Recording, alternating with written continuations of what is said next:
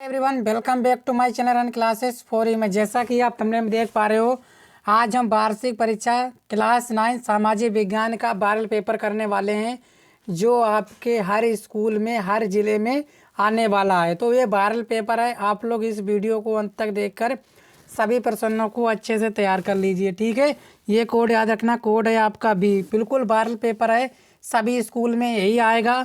100% आपका real paper होने वाला है। ठीक है, इसको आप लोग छाप लीजिए, ओरिजिनल पेपर भी है। ठीक है, ऐसा ही पेपर आपको वार्षिक परीक्षा 2026 क्लास 9 सामाजिक विज्ञान का पेपर आपको देखने को मिलेगा। ठीक है, तो यहाँ पर आप अपना नाम डाल देना अच्छे से, जो भी आपका नाम हो। जैसे मैं डाल देता हूँ अपने चैनल का नाम। ठीक है, और जो भी आपका अनुक्रमांक हो डाल देना फटाफट।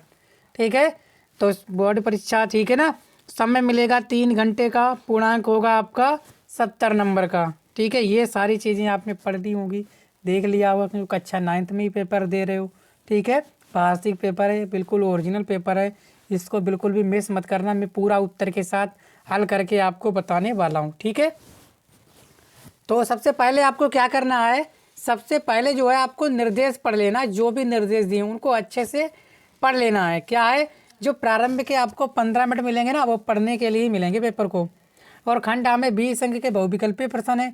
ये आपका खंड आ खंड व 2 खंडों में विभाजित होगा। खंड आ में 20 अंक के बहुविकल्पीय प्रश्न होंगे और खंड बा में क्या होंगे, आपके वर्णनात्मक प्रश्न होंगे और कुछ क्या होंगे, आपके मानचित्र संबंधी प्रश्न होंगे। सभी प्रश्नों का सलूशन मैं इसमें कराऊंगा, क्योंकि मोस्ट इंपॉर्टेंट वायरल पेपर है ये आपके क्लास 9th में सामाजिक विज्ञान का, यही पेपर आपको देखने को मिलेगा। ठीक है, तो वीडियो को शेयर कर दीजिए, चैनल पर पहली बार आए चैनल को सब्सक्राइब भी कर लीजिए। चलो शुरुआत कर लेते हैं हम लोग। ये सब आपने पढ़ लिया है खंड आ की तरफ से। ठीक है, खंड आ में मोस्ट इंपॉर्टेंट प्रश्न निकल के आया है आपका, क्या बोला गया है कि रूसो कौन था।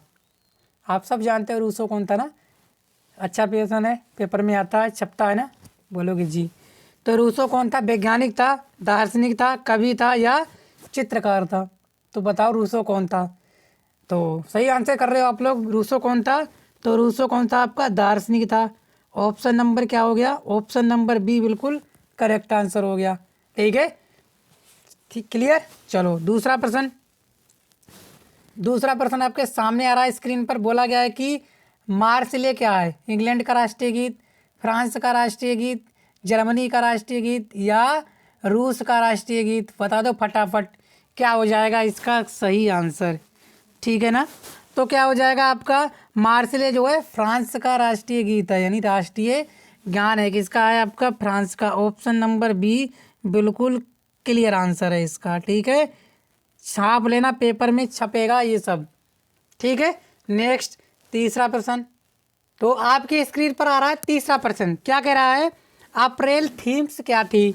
लेनिन की आत्मकथा, लेनिन की 3 मांगे, समाजवाद पर एक किताब, समाजवादी देशों के सिद्धांत। क्या हो जाएगा इसका करेक्ट आंसर।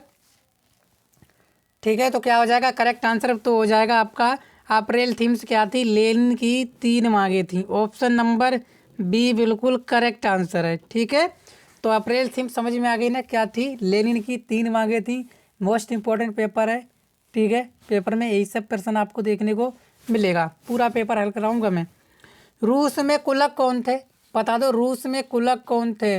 मध्यम वर्ग के लोग, गरीब किसान, अमीर किसान, भूमिहीन किसान।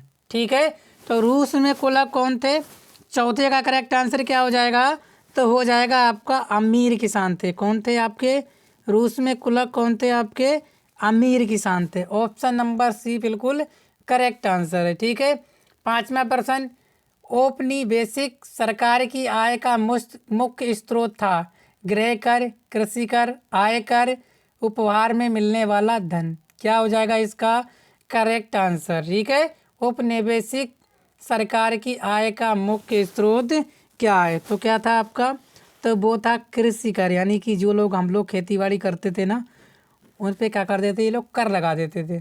ठीक है, जो भी कर वो उनका वही जाने, भगवान जाने। ठीक है, चलो छठा, छठा बोला गया है कि सेरेंगेटी पार्क कहाँ है, तंजानिया, भारत, चीन, नेपाल। तो बता दोगे सेरेंगेटी पार्क कहाँ है। ठीक है, तो कहाँ है आपका, याद रखना ऑप्शन नंबर ए बिल्कुल करेक्ट आंसर है। कहाँ है आपका? Tanzania. Option number A. Bharat किस गोलार्ध में स्थित है? उत्तरी, दक्षिणी, पश्चिमी, पूर्वी। कौन से गोलार्ध में है भारत? ठीक है, तो सब जानते हैं भारत कौन से गोलार्ध में है। तो भारत है आपका उत्तरी गोलार्ध में। बिल्कुल करेक्ट आंसर है आपका ऑप्शन नंबर ए। ठीक है, दक्कन ट्रेप के नाम से जाना जाता है। क्या जाना जाता है दक्कन ट्रेप के नाम से? थार का मरुस्थल, तटीय मैदान, प्रायद्वीपीय पठार, प्रायद्वीपीय समूह। ठीक है, तो क्या हो जाएगा इसका करेक्ट आंसर 8वें का? तो वो हो जाएगा आपका प्रायद्वीपीय पठार। ऑप्शन नंबर सी बिल्कुल करेक्ट आंसर है। ठीक है, नेक्स्ट, कुल्लू घाटी किस राज्य में है? नमा प्रश्न देख पा रहे हो ना? कुल्लू घाटी किस राज्य में? जम्मू कश्मीर, हिमाचल प्रदेश, उत्तराखंड, राजस्थान। तो कुल्लू घाटी कहाँ है? तो वो है आपकी Himachal Pradesh. Option number B बिल्कुल करेक्ट आंसर है। बुलर झील निम्नलिखित में से किस राज्य में है? बुलर झील राजस्थान, पंजाब, उत्तर प्रदेश, जम्मू कश्मीर। ठीक है, तो बुलर झील कहाँ है? तो वो है आपकी Jammu Kashmir. Option number D बिल्कुल करेक्ट आंसर है। सारे प्रश्न मोस्ट इंपॉर्टेंट हैं। वीडियो को शेयर करते चलिए दोस्तों के साथ। भारत की किस नदी को दक्षिण की गंगा कहा जाता है? गोदावरी, ब्रह्मपुत्र, ताप्ती, कृष्णा। तो भारत की किस नदी को दक्षिण की गंगा कहा जाता है? किसको कहा जाता है? गोदावरी। ऑप्शन नंबर ए बिल्कुल करेक्ट आंसर है। ठीक है, 12वां, काल बैसाखी का संबंध किस राज्य से? केरल, मध्य प्रदेश, असम, उत्तर प्रदेश। ठीक है, तो किससे है काल बैसाखी का संबंध? किस राज्य से है? तो किससे है? तो वो है आपका असम। ऑप्शन नंबर सी बिल्कुल करेक्ट आंसर है। ठीक है, 13वां, भारत की जलवायु को कहा गया है मानसूनी जलवायु, गर्म जलवायु, ठंडी जलवायु, शुष्क जलवायु। तो भारत की जलवायु को क्या कहा गया है? तो भारत की जलवायु को कहा गया है मानसूनी जलवायु। ऑप्शन नंबर ए बिल्कुल करेक्ट आंसर है। 14, विश्व में सबसे अधिक जनसंख्या वाला देश है? चीन, भारत, जापान, ऑस्ट्रेलिया। ठीक है, तो विश्व में सबसे अधिक जनसंख्या वाला देश कौन सा है? तो अब वो कौन सा है आपका? भारत। पहले कौन सा था? चीन, अब कौन हो गया? भारत। ऑप्शन नंबर बी बिल्कुल करेक्ट आंसर है। चलिए 15वें प्रश्न की तरफ। 15वां प्रश्न, किस देश में महिलाओं को मतदान का अधिकार नहीं है? एस्टोनिया, सऊदी अरब, फिजी, मेक्सिको। तो आप शायद जानते हो कहाँ का महिलाओं को मतदान का अधिकार नहीं है। ठीक है, तो कहाँ की महिलाओं को? सऊदी अरब को। Option number B. संविधान सभा के स्थायी अध्यक्ष थे? डॉक्टर राजेंद्र प्रसाद, भीमराव अम्बेडकर, जवाहरलाल नेहरू, बाल गंगाधर तिलक। संविधान सभा के स्थायी सदस्य कौन थे? तो वो थे आपके doctor Rajendra Prasad. Option number A बिल्कुल करेक्ट आंसर है। 17वां, भारतीय संविधान का निर्माण करने वाली सभा में कितने सदस्य? तो कितने सदस्य थे भारतीय संविधान सभा का निर्माण करने वाली? ठीक है, करने वाली सभा में कितने सदस्य थे? तो कितने थे आपके? 299। ठीक है, याद रखना भारतीय संविधान का निर्माण करने वाली सभा में 299 सदस्य थे। ठीक है, किसी एक के बनाने से संविधान नहीं बन गया, 299 सदस्यों की जरूरत पड़ गई। लोकसभा का सदस्य निर्वाचित होने के लिए न्यूनतम आयु होनी चाहिए? लोकसभा का सदस्य निर्वाचित होने के लिए न्यूनतम आयु कितनी होनी चाहिए? तो वो होनी चाहिए आपकी 25 वर्ष। Option number B. मानव पूंजी का निर्माण होता है? 19%। मानव पूंजी का निर्माण होता है बता दो? शिक्षा निवेश से, प्रशिक्षण में निवेश से, चिकित्सा के निवेश में, ये सभी। ठीक है, तो क्या हो जाएगा इसका करेक्ट आंसर? तो इसका करेक्ट आंसर हो जाएगा ये सभी। ठीक है, ऑप्शन नंबर डी बिल्कुल करेक्ट आंसर। शिक्षा के निवेश की भी ज़रूरत है, प्रशिक्षण में निवेश की भी ज़रूरत है, चिकित्सा के क्षेत्र में भी निवेश की ज़रूरत है। ठीक है, भारत में निर्धनता के कारण है? आर्थिक विकास का निम्न स्तर, सिंचाई के साधनों का अभाव, आय में असमानता, ये सभी। ठीक है, भारत में जो गरीबी है उसके कारण आर्थिक विकास का निम्न स्तर है, सिंचाई के साधनों का अभाव है, आय में असमानता है, और ये क्या हो जाएगा सही? ऑप्शन नंबर डी बिल्कुल करेक्ट आंसर हो जाएगा। ठीक है, ये थे हमारे 20 बहुविकल्पीय प्रश्न। अब हम करने वाले हैं खंड बा वर्णनात्मक प्रश्न। ठीक है, तो पहला प्रश्न निकल के आ रहा है कि लगभग उत्तर आपको 80 शब्दों में करना है। डायरेक्टरी क्या थी? इसके प्रमुख कार्यों का उल्लेख कीजिए। ठीक है, मोस्ट इम्पोर्टेंट क्वेश्चन है। अगर आपका इसका सलूशन चाहिए तो इस नंबर पर व्हाट्सअप कर दीजिए, आपको इसका सलूशन भी मिल जाएगा। ठीक है, ये व्हाट्सअप नंबर है हमारा, आपको मिल जाएगा सॉल्यूशन भी। ठीक है, चलो इसके बाद अथवा बोल्शेविक कौन था, व्याख्या कीजिए। ठीक है, भारत को उपमहाद्वीप की संज्ञा क्यों दी जाती है, इसके 2 कारण बताइए।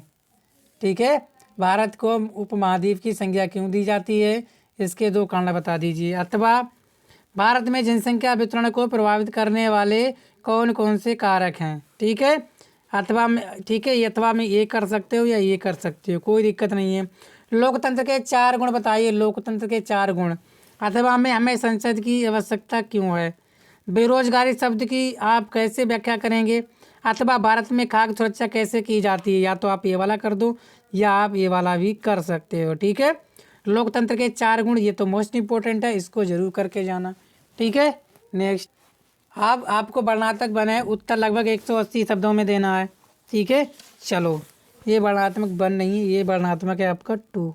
चलो इसके बाद नेपोलियन के उदय को कैसे समझा जा सकता है, कितने अंक का है, 6 अंक का है। ठीक है, उत्तर भी आपको दे रखे हैं, उत्तर के प्रश्न के आपके अंक भी दे रखे हैं। ठीक है, उत्तर आपको मिल जाएगा, इस नंबर पर व्हाट्सअप कर दीजिए, फटाक से आपको उत्तर मिल जाएगा। ठीक है, नंबर है 87-089-78-089। अथवा 1917 ये की रूस की क्रांति के कारणों पर प्रकाश डालिए।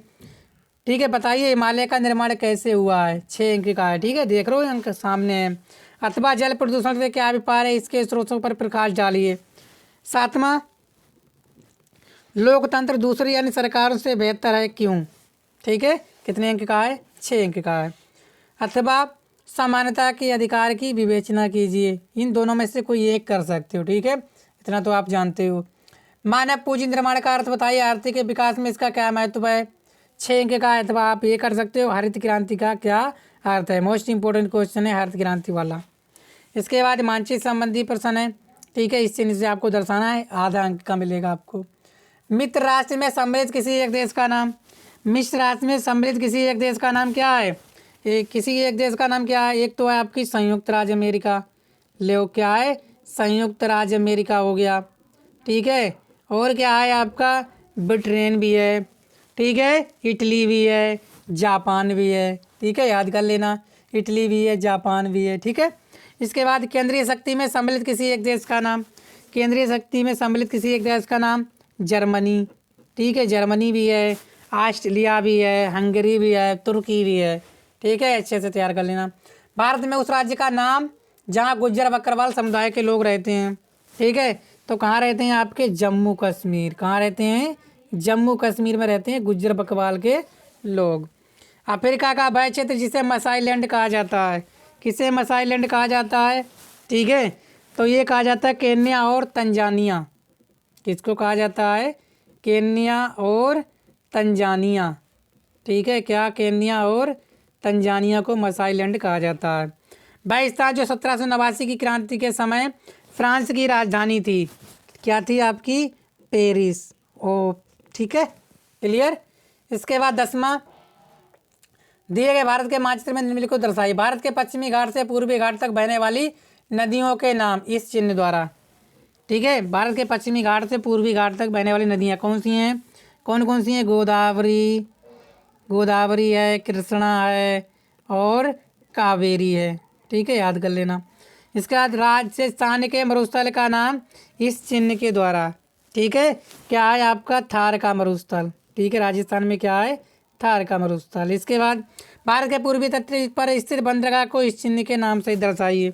क्या है बंदरगाह, बताओ कौन सा बंदरगाह है आपका, कोची बंदरगाह। ठीक है, कौन सा है, कोची बंदरगाह। इसके बाद उत्तर प्रदेश की राजधानी इस चिन्ह के द्वारा लखनऊ। गुजरात में स्थित खाड़ी का नाम चिन्ह सहित। ठीक है, गुजरात में कौन सी है, कच्छ की खाड़ी, गुजरात की खाड़ी कौन सी है, कच्छ की खाड़ी और गुजरात की खाड़ी दोनों हैं। तो उम्मीद करता हूँ आप लोग समझ पाए होंगे। वीडियो को शेयर कर दीजिए, चैनल पर पहली बार आए चैनल को सब्सक्राइब कर लीजिए। PDF आपको मिल जाएगी इसकी पूरी की पूरी, इस नंबर पर व्हाट्सअप नंबर कर देना, लिख देना, PDF आपको दे दी जाएगी। ठीक है, तो वीडियो को शेयर करना अपने दोस्तों के साथ, चैनल पर पहली बार आए चैनल को सब्सक्राइब भी कर लीजिए। Thank you.